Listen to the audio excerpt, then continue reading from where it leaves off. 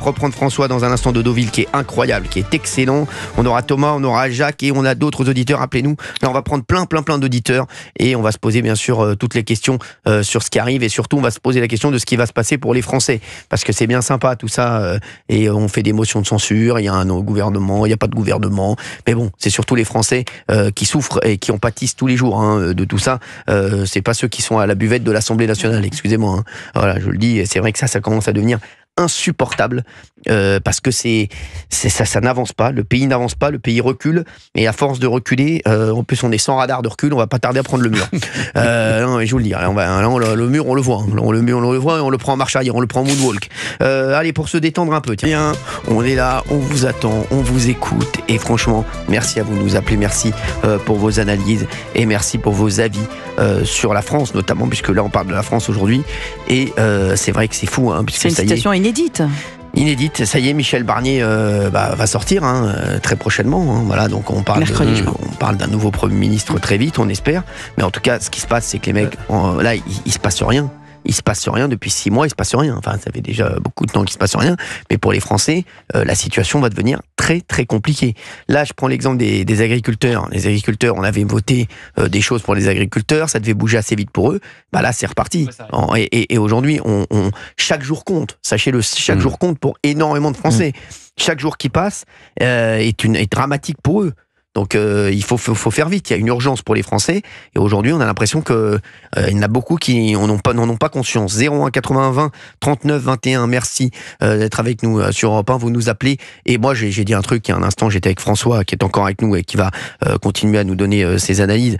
François, un auditeur de Deauville, on l'a dit avec François, moi les mecs, le problème c'est que tant que tu vas pas renverser le système, je peux vous dire, rien ne bougera. Et il a donné l'exemple des États-Unis, et je pense que François a raison. Bien sûr. François est dans le vrai. Aujourd'hui, si tu renverses pas le système, t'es cuit. Ouais. Je le dis, t'es cuit, il se passera rien. François, vous êtes toujours là? Oui, je suis tout... Oui, François. Oui, il faut faire venir. Il y a plein de grands patrons du privé, comme M. Tavares, un exemple. Vous voyez ce que je veux dire? Il faudrait faire un parti autour. Voilà, faudrait faire un parti autour d'un monsieur comme ça qui tient la route, c'est-à-dire qui réforme, qui dégraisserait le mammouth, vous voyez ce que je veux dire? Bien sûr, oui. Et puis, tous les gens, on prendrait par exemple, je vous cite un exemple pour réformer ça, on prendrait du 20% de la fonction publique, parce qu'il ne faut pas non plus les exclure totalement, après dire que c'est de la dictature. Donc c'est-à-dire qu'il faut prendre 20% de la fonction publique, et puis le privé également, c'est-à-dire faire un mélange, qu'on puisse réformer ce mammouth, parce que regardez, je vais vous citer un exemple. Madame Bachelot s'est interviewée par une journaliste l'autre fois. Elle dit, Madame Bachelot, vous connaissez bien le couple Barnier? Ah oui, je le connais très bien. J'ai même embauché sa femme. Alors vous voyez, au ministère de la Culture. Alors vous voyez, c'est des copains. C'est-à-dire c'est un système, un circuit fermé. C'est-à-dire que vous ne pouvez pas rentrer dans ça. Ouais, c'est la fonction publique qui gère la France de H à Z. Alors François, moi, je suis complètement d'accord avec vous. J'ai l'impression que Valérie Benaïm n'est pas d'accord avec vous. Elle n'arrête pas d'hocher la tête. On dirait Gilles Verdez quand on parle de la LFI dans TPMP. Donc, je vous le dis, Valérie Benaïm. Moi, Valérie Benaïm, je vous le dis, et je vous adore. Moi, non, mais je vous le dis, les personnes tièdes aujourd'hui qui vont nous dire oui mais non attention ils sont pas tous et les mecs on n'a plus le temps.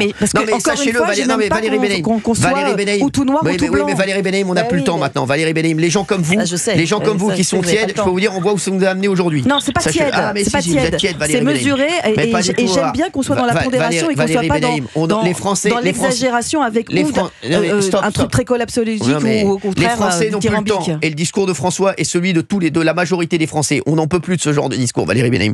Qu'est-ce que vous avez à dire à Valérie Benaïm, François? J'ai rien dit, mais j'ai hoché la tête. Oui, ce que vous pensez. J'espère qu'elle ne fait pas partie du système, je ne crois pas. Non, mais c'est le système. Mais bien sûr que si, François.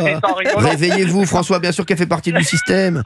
Mais... Non, parce que quand vous voyez la fonction publique coûte 482 milliards. Vous vous rendez compte sur un budget de 1600?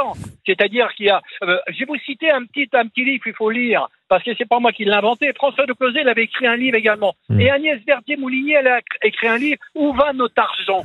C'est-à-dire qu'elle avait des détails, elle avait trouvé, c'est-à-dire l'IFRA, a trouvé 260 milliards d'économies à faire. Moi, je suis en train d'écrire un livre là actuellement. « Où va mon argent ?»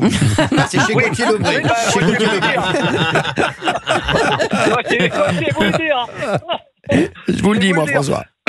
Non, mais parce que si jamais on reste comme ça, moi je ne vais plus voter depuis Chirac. Alors vous avez qu'à regarder. Ah bah oui, quand même. Je ne vais plus. Mais non, parce que la fracture, vous voyez, M. Chirac avait dit la fracture. Il est arrivé.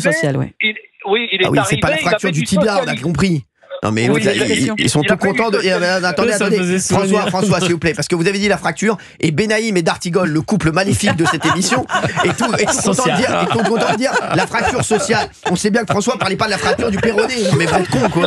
Non mais franchement, oui, François, allez-y, continuez. Non, parce que je vais vous donner à comprendre quelque chose. Il y a à peu près 15 millions de personnes en France qui sont productifs. Le restant est improductif. Donc c'est-à-dire que les gens qui ont travaillé un peu plus que les autres, qui veulent pas travailler, parce que dans notre pays ça existe par millions. Ça existe. Ils vont attaquer aux gens qui ont bien travaillé dans leur vie, qui ont fait des 50, 60, 70 heures la semaine. Ils vont prendre davantage sur les héritages. Ils vont prendre sur les placements d'argent que ces gens-là. Donc, on va se faire raqueter. Ils vont ruiner l'État. Maintenant, ils vont nous ruiner indépendants. Vous voyez, donc ça va être la ruine totale. Vous voyez ce que je veux dire? Bien sûr. Bien sûr, François. François, moi, voilà, j'aime les gens comme vous. J'aime les gens comme vous. Et quand je dis les gens comme vous, vous comprenez ce que je veux dire par rapport à des personnes qui m'entourent dans le studio. Non mais des personnes qui ont des convictions, qui disent les choses. J'en ai marre des gens qui ne veulent pas dire les choses. Voilà, on en a marre. Il y a des problèmes, il faut les régler. Il y a Olivier D'Artigol qui veut poser une question. Qui est pour? Je pense franchement qu'elle n'est pas indispensable à l'émission. Je suis complètement d'accord avec vous, Gauthier Lebray, mais comme je veux honorer son salaire, son cachet. Alors François, j'entends beaucoup de choses de ce que vous dites, et notamment la division entre les productifs, ceux qui sont donc utiles au pays, à vous écouter, et ceux qui ne le sont pas. Mais est-ce qu'une infirmière est utile au pays? Bien sûr que oui. Est-ce qu'un policier est utile? Bien sûr que oui. Donc vous n'attaquez pas l'ensemble de la fonction publique. Bien sûr que oui. Quelle est utile au pays, une infirmière? Non, les régaliens, ils sont très bien, mais je vais vous dire, les infirmières, il y a un gros problème. Il y en a 40 qui sont dans les bureaux et 60 qui sont derrière les malades. Il y a une bureaucratie. Non, moi je parlais des infirmières, justement, pas des cadres administratifs de la santé. Si. Dans les infirmières, vous avez 40 infirmières qui sont dans les bureaux, qui étaient infirmières, qui ont passé cadre supérieur et qui se trouvent dans les bureaux, n'ont plus un malade devant eux. Il y en a 40 sur 100 comme ça. Alors il faut réformer ça aussi. Il faut faire une audit. Vous avez vu, Monsieur Bardella, vous allez faire une audit. Vous avez vu avant de parler pour votre retraite. Un moratoire. On va faire une audit. Oui, alors on va faire une audit. Ils ont tous tremblé. Ils ont tous attrapé la gastro, la gauche et la droite. C'est-à-dire que ce sont tous mis contre M. Bardella, ce qui est un scandale. De faire ça. C'est de la dictature qui fait ça. C'est-à-dire les gens étaient libres à la place de comment je vais dire, leur monter la tête, de ne pas voter, de faire peur. Monsieur Bardella, moi j'ai pas peur de Monsieur Bardella. Il a des idées comme les autres. On a bien un communiste au pouvoir qui est avec tout le communiste qui a fait 120 millions de morts en Europe. Il est vraiment pas un communiste au pouvoir là. Non, on a eu un communiste au pouvoir, c'est ce qu'a dit François. Oui, pas en France, pas en France. Ah si, quand même. De Gaulle a remonté le pays avec les communistes en 45. Tiens, il y a le communiste qui serait. Vous m'avez réveillé le communiste, là, François Mitterrand. Vous m'avez réveillé le communiste, là. En 81. On avait les ministres communistes. Bien sûr. Ma grand-mère a failli faire un infarctus. 4 ministres communistes, exactement. Vous avez vu ce que ça a donné? Bien sûr qu'on a vu ce que ça a donné. Vous savez qu'on s'est jamais relevé de 81, sachez-le. On s'est jamais relevé de 81. La situation d'aujourd'hui, François, tout part de 81. Je vous le dis. Tout part de 80. C'est le début de la fin. On paye les retraites de 81. C'est-à-dire que la retraite à 60 ans, on n'a pas pu la réformer. Ce qu'on paye aujourd'hui, c'est depuis 80 les échecs successifs. Et 81, ça a été un tournant. 81 à 83, c'est un désastre économique. 81 à 83. 83, il y a juste la victoire de Yannick Noah. C'est sûr qu'aujourd'hui, c'est pas un désastre. Non, mais pas ça vient de là. Mais ça vient de là. Tout vient de là. Tout vient de là. Les 35 heures avec M. Jospin, le partage du travail. Alors à la place qu'il y avait 3 fonctionnaires dans un bureau, on en a mis 4 et il y avait du travail. Mettez-moi dans la sauce. Alors vous voyez que ça va pas du tout. François, je vous le dis. Ça ne va pas du tout. 80 est une date catastrophique pour la France. La retraite à 60 ans. J'aime bien vous l'entendre dire. De toute façon, la censure là de mercredi, elle vient de 81. Voilà, tout vient de 81. Et même lui, il va de 81, c'est insupportable. Mais avec les ministres communistes, ils ont fait ma grand-mère en 80. Merci. Regardez le RMI, on l'a remplacé par le RSA parce qu'ils ont toujours des petites tactiques, vous savez, pour envelopper les choses, pour qu'on puisse avaler mieux. C'est-à-dire quand la marchandise est mise, on soigne l'emballage. Vous voyez ce que je veux vous dire? Donc, ce qui donne à comprendre que le RMI, c'est un désastre. L'ISF, ça fait fuir un tiers des riches, l'ISF. Et M. Macron, il s'est remis ça sur l'immobilier. Il y a beaucoup qui viennent plus investir en France. Si vous n'avez pas de riches, tout le monde meurt de faim. C'est facile à comprendre, hein. Donc, ce qui donne à comprendre la retraite à 60 ans, ça commence à 80, comme vous dites, les 35 heures, l'ISF, le RMI, et les 2 millions de fonctionnaires qui l'ont mis en plus. M. Mitterrand a mis 1 million en 82-83. Il croyait résorber le chômage en mettant 1 million de fonctionnaires. Ah bien non, c'est désolé parce que c'est improductif. Donc les gens qui travaillent ont payé plus pour payer les gens qu'on n'avait pas besoin.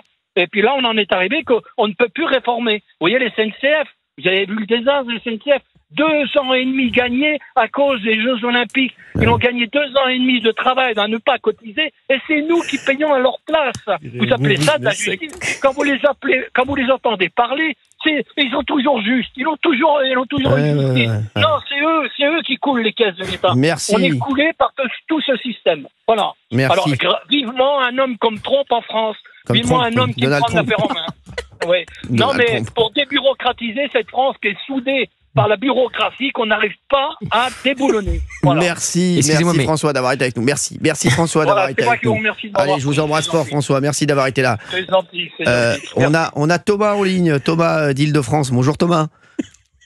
Bonsoir Cyril, bonsoir à toute l'équipe. Merci d'être avec nous Thomas sur Europe 1, 01 80 20 39 21. Vous nous avez appelé bien entendu. Vous voulez donner votre avis sur tout ce qui se passe, sur tout ça. Et moi je pose souvent une question, et les Français dans tout ça. Voilà. Thomas, oui. Écoutez, on assiste une fois de plus quand même, il faut quand même le souligner, à un déni de démocratie, enfin un nouveau 49-3. Alors, monsieur Barnier est très stratégique. Il aurait dû prévoir tout ça. Donc voilà, après je pense que c'est un mal pour un bien, parce que finalement ce qui arrive c'est peut-être pas plus mal. Bon là ils ont voté le budget de la Sécu, mais pour le prochain budget je pense que c'est pas plus mal. Je me permets de réagir sur ce que disait François tout à l'heure, c'était fort intéressant.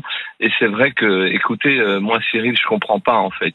On essaye de faire passer un budget, mais en fait il y a des choses qui vont de soi, c'est-à-dire que des choses comme l'AME, pourquoi on ne supprime pas l'AME, pourquoi on ne supprime pas tout ce qui est, excusez-moi, mais j'assume mes propos, tout le parasitisme en France. Pourquoi on tape toujours sur les gens qui travaillent? Moi je suis agent immobilier. Maintenant, on parle de remettre l'ISF, l'IFI. Mais attendez, ils veulent tuer le business ou quoi? C'est incroyable. C'est incroyable ce pays. Je comprends pas quoi. Pourquoi on ne favorise pas l'entrepreneuriat? Mais c'est ça, c'est ce qu'on dit tous les jours. C'est n'importe quoi. Je suis d'accord avec vous, Thomas. Aujourd'hui, on a le sentiment, on a l'impression, en fait, qu'ils veulent tout tuer. Vous avez remarqué ou pas? C'est-à-dire que on a de moins en moins de choses et ils veulent tuer toutes les corporations. C'est un truc de fou. Voilà, c'est insupportable. Donc c'est comme si c'était une sorte de punition vis-à-vis de tous les Français qui travaillent, et on va leur dire ben non, on va vous taper encore plus sur les doigts. Moi je comprends pas, c'est complètement incohérent. On pourrait relancer l'économie d'une autre façon. Énormément de pays l'ont fait. Et écoutez, depuis cette dissolution de notre cher président Macron, en fait, le pays est en train de couler. Le pays est en train de couler. Il était déjà en train de couler, Thomas, mais là, on coule à pic. Là, on coule encore plus rapidement que prévu, en fait. C'est ça. Et là, ça va s'accélérer. Vous vous rendez compte, on va encore rester sans gouvernement, là. Ça va être n'importe quoi. Il n'y a même pas de budget de voter. On va être obligé de prendre le budget de l'an dernier. Mais c'est catastrophique. C'est catastrophique. Aujourd'hui, la France n'est pas capable aujourd'hui de perdre un seul jour. Donc, Cyril, il ne faudrait pas voter la censure. Mais moi, j'étais pas pour. Moi, je vous le dis. Moi, j'étais pas pour. Moi, franchement, j'étais pour une stabilité. J'étais pas pour la censure, et je le dis. Restez avec nous. Il est 17h24. On est sur Europe 1. Thomas, restez avec nous. On va reprendre dans un instant. Et appelez-nous 01 80 20 39 21. On attend des auditeurs.